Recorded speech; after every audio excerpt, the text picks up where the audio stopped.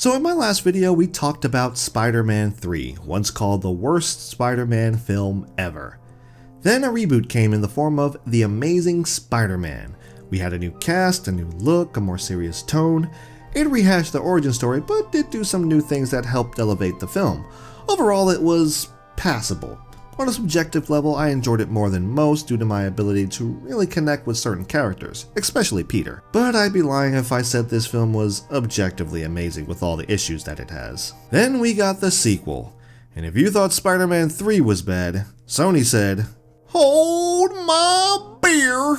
This movie is just wow. I mean, wow. Where do I even begin? The movie opens up with Peter's parents on a private jet, but there is a secret assassin on the plane and despite a struggle, kills the pilot and Peter's parents, furthering the mystery from the first movie. And the very next scene is this.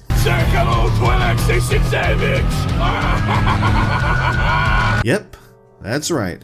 We jumped from the murder of Peter's parents to a friggin' live action cartoon.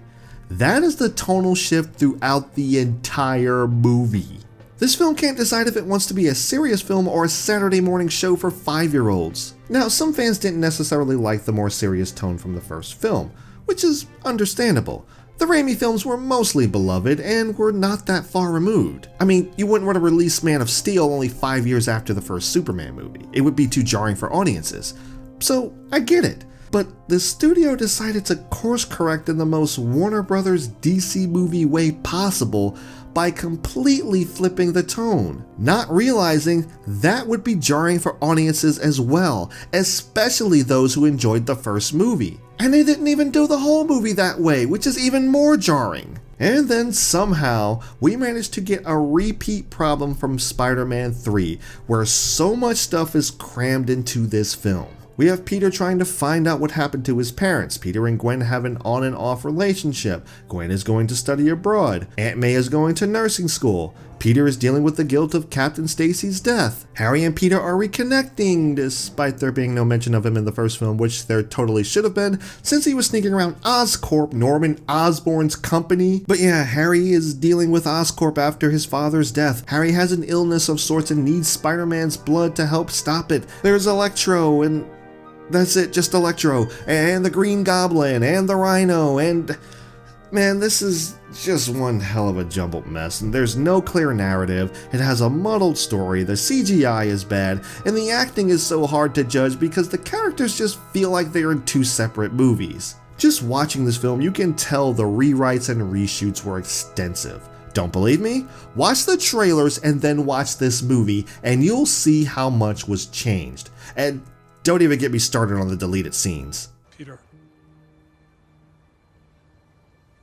I genuinely feel bad for the people involved because this must have been a nightmare, especially for Andrew Garfield. Now, I don't condone unprofessional behavior, but at the same time, his childhood dream of being Spider-Man was really ruined for him, and I can sympathize. The film does have some good moments. Sally Field does some really good acting for the short amount of time she is present. Andrew Garfield does his best with what he's given, bringing some weird, awkward charm to Peter. Emma Stone is still good, and as out of place as Spidey's quips and funny moments are, they're kinda funny. Gotcha!